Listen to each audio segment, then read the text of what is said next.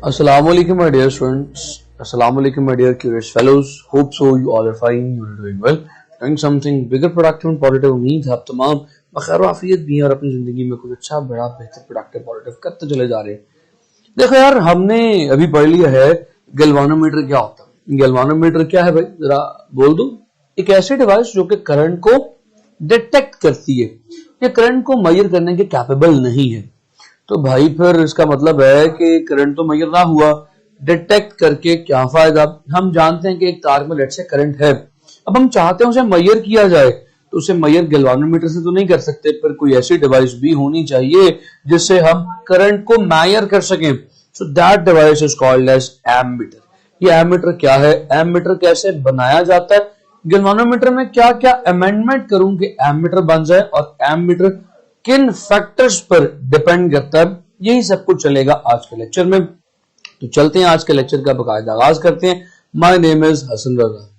Students, ये जो चीज आप इस वक्त स्क्रीन पर सामने देख रहे हैं, ये है वो एमीटर जो करंट को मेजर करने के लिए इस्तेमाल होता है। बिल्कुल गैल्वानोमीटर की तरह की एक डिवाइस है। सामने एक बड़ी सी स्क्रीन है, दो टर्मिनल्स हैं, रेड और ब्लैक, जिसे पॉजिटिव और नेगेटिव टर्मिनल कहते हैं।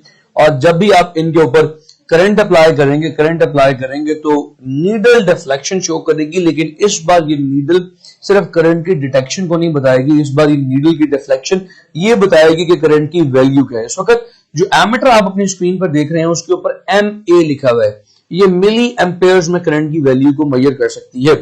डिफरेंट एमीटर्स मार्केट में अवेलेबल है, डिफरेंट वैल्यूज ऑफ करंट को मेजर कर सकते हैं। माइक्रो एम्पेयर से लेके मिली एम्पेयर्स और एम्पेयर्स तक भी मेजर की जा सकते हैं। यहाँ पे ये मिली एम्पेयर, इसकी रेंज लिखी हुई है, 3, 5, 10 मिली एम्पेयर्स तक के करंट को ये वाला एमीटर टिपिकली मेजर कर सकता है। अब सवाल ये है कि ये हमारा एमीटर आखिर बना कैसे, आखिर आया कैसे। तो चलिए मैं आपको समझाता हूं कि इस एमीटर की तैयारी में, इसकी मैन्युफैक्चरिंग में गैल्वानोमीटर कैसे इस्तेमाल हुआ। गैल्वानोमीटर स्टूडेंट्स आपने देखा था कि सिर्फ और सिर्फ करंट की डिटेक्शन के लिए इस्तेमाल होता है। अब हम गैल्वानोमीटर में थोड़ी सी अमेंडमेंट करेंगे और उसे एक एमीटर तैयार कर लेंगे। तो आप यूं समझ लें कि ये गैल्वानोमीटर ही पड़ा हुआ है थोड़ी सी चेंजिंग्स के साथ। इस डब्बे के अंदर गैल्वानोमीटर है, साथ एक चीज और है। तो हमने दोनों चीजों को जोड़ा और क्या चीज तैयार होगी, ये आपके सामने पड़ी हुई है एमीटर। वो चीज कैसे जोड़ी, कहां जोड़ी और क्यों जोड़ी, तो चलिए मैं आपको दिखाता हूं। ओके स्टूडेंट्स, तो ये डायग्राम जो इस वक्त आप मेरे बिल्कुल पैरेलल देख रहे हैं, ये है conversion of galvanometer into ammeter. आप देख सकते हैं कि ये जो गैल्वानोमीटर है एक बड़ी माइनर सी छोटी सी रेजिस्टेंस के साथ पैरेलल में कनेक्टेड है। यहाँ पे एक माइनर सी रेजिस्टेंस है जो कि इस गैल्वानोमीटर के साथ पैरेलल में कनेक्टेड है। चलिए मैं आपको थोड़ा सा ड्रॉ भी करके दिखाता हूं। यहाँ पे हमारे पास कैन यू सी दिस, ये हमारा भाई गैल्वानोमीटर है और इस गैल्वानोमीटर के साथ ये छोटी सी रेजिस्टेंस जो है वो हमने पैरेलल में कनेक्ट की हुई है। मैं इस छोटी सी पे बार बार एम्फसाइज कर रहा हूं बिकॉज इस छोटी सी रेजिस्टेंस की ही हमें जरूरत है, यहां पर रेजिस्टेंस का ज्यादा होना दरकार नहीं है। इसीलिए इस छोटी सी रेजिस्टेंस को हम RS भी कहते हैं। RS से मुराद शॉर्ट नहीं है, RS से मुराद है शंट रेजिस्टेंस।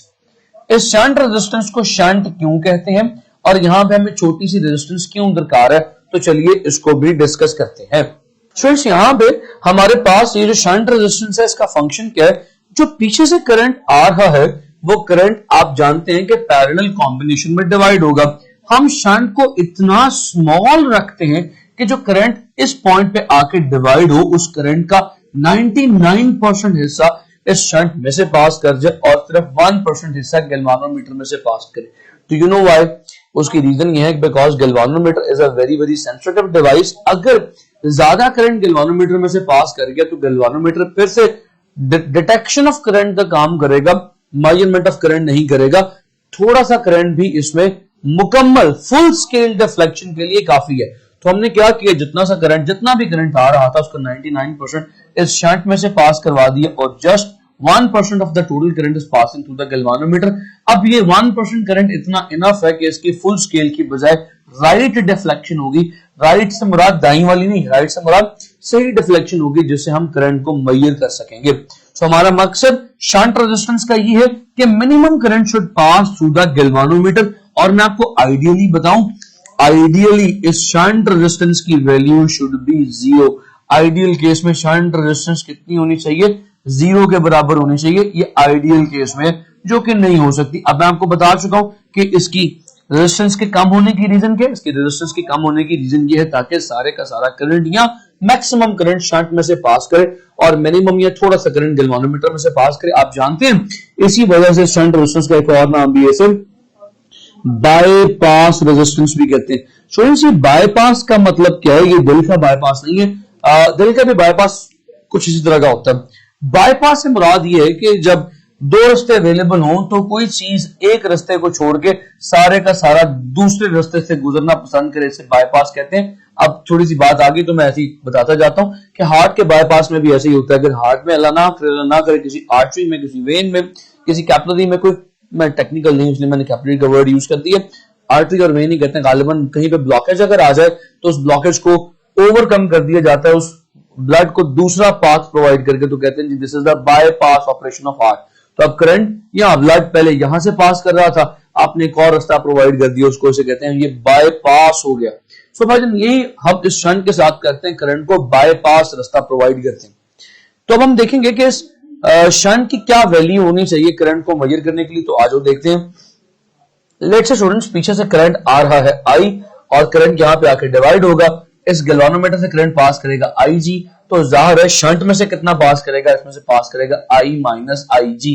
अब ये क्योंकि दोनों पैरेलल में कनेक्टेड हैं तो आप जानते हैं कि पैरेलल में voltage remains constant, so voltage remain constant, that means voltage across the galvanometer will be equal to the voltage across the shunt, दोनों इक्वल आ जाएंगे।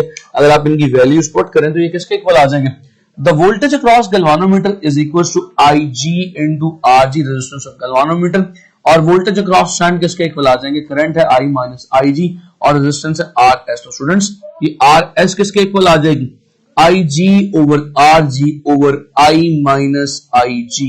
ठीक है जी बच्चों, क्या कहते हो, तो ये आपके पास शंट की वैल्यू के लिए एक फॉर्मूला आ जाएगा। किताब में सिर्फ ये फॉर्मूला डायरेक्ट लिखा हुआ है, हमने इसकी थोड़ी सी डेरिवेशन भी देख ली।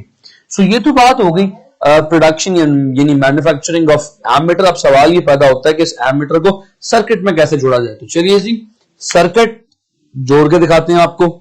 ओके स्टूडेंट्स, तो जो आप यहाँ पे मेरे जोड़ा देख रहे हैं ये है वो सर्किट जहां पे एमीटर को कनेक्ट किया गया है करंट की मेजरमेंट के लिए।